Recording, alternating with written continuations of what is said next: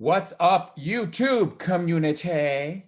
Listen, this is not, I'm not tearing apart a video. I'm tearing apart a video. Sometimes I get frustrated when I see really bad speakers trying to tell you how to be a good speaker. Sometimes I get frustrated when you see someone who was, if you had just done this little thing, it would have been so much stronger. And this is what I want to talk about today. I want to talk about this video.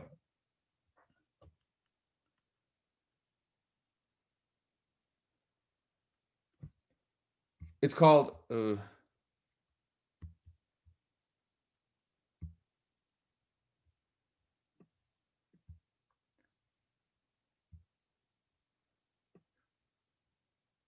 okay, so this is the video, The Paradox of Choice. Of course, it's a TED Talk.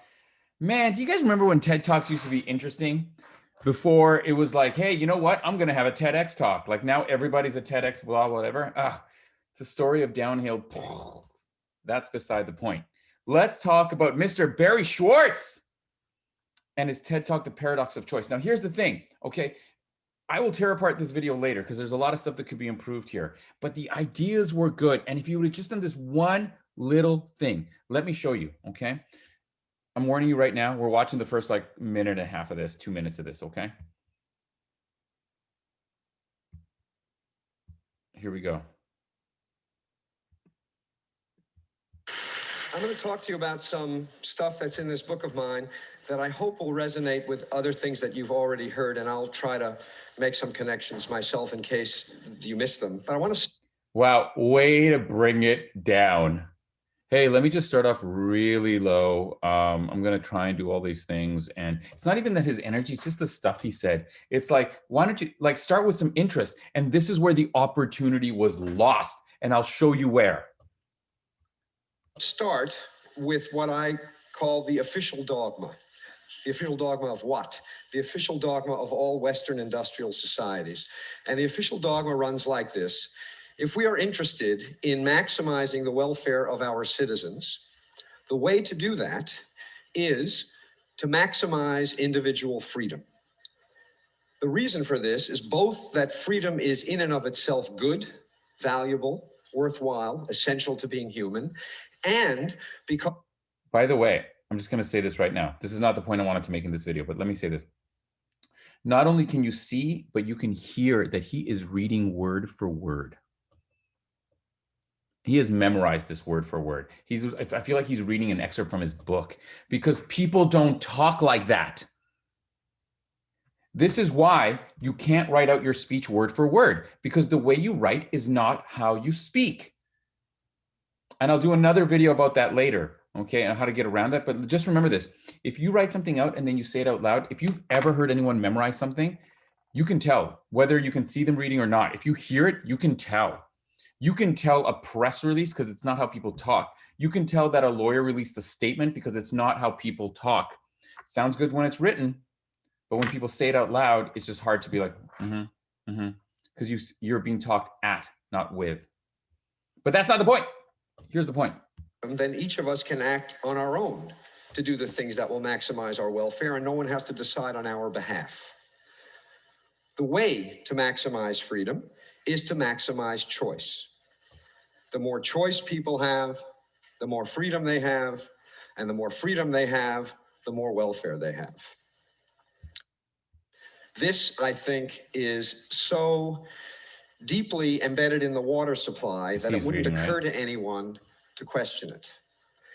And it's also deeply embedded in our lives. I'll give you some. So right here, this was the lost opportunity. So if you're still with me, you just watched all this kind of boring, hard to follow stuff. But what if before any of that, this was the opening? So what if this next part right here, after I'll give you some examples, what if this next part right here was the very first thing? So after the applause and the TED logo, this is the very first thing you hear from this speaker right now. Some examples of what modern progress has made possible for us. This is my supermarket. Here, this is my supermarket. Not such a big one. I want to say just a word about salad dressing. 175 salad dressings in my supermarket. If you don't count the 10 extra virgin olive oils and 12 balsamic vinegars you could buy to make a very large number of your own salad dressings in the off chance that none of the 175 the store has on offer suits you. So imagine if that was the opening and then he went to this. You've already heard, and I'll try to make some connections myself in case you missed them. But I want to. So at first you're like, what are we talking about? Salad dressings? And then he gets into like the thesis of his book and the idea that he wants to present on that day. Because if he started off with the supermarket, it would have you would have been like, okay, what? I think I know how this connected, but I'm not sure. So area 47, the part of your brain that does prediction and regulates dopamine, right here, is activated because it's trying to figure out what's coming next. It's a survival mechanism, which means you get interested and you're like, how is this connected? So it's a strong opening versus starting off with this opening that just brought it all down and said, here's all the things I'm going to talk about. That subtle little change, taking that little chunk and putting it before the other, would have made this speech 100 times better. Ideas are great, but ideas are useless if no one is excited by them. This is why people like this remain in obscurity, and con men who do multi-level marketing schemes make millions of dollars from people. It's not because their ideas are good. It's because of their ability to excite people with them. And Mr. Barry Schwartz, if you're going to be doing another TED Talk or any presentation in the future, and I think this is old. Yeah, this is almost 10 years old.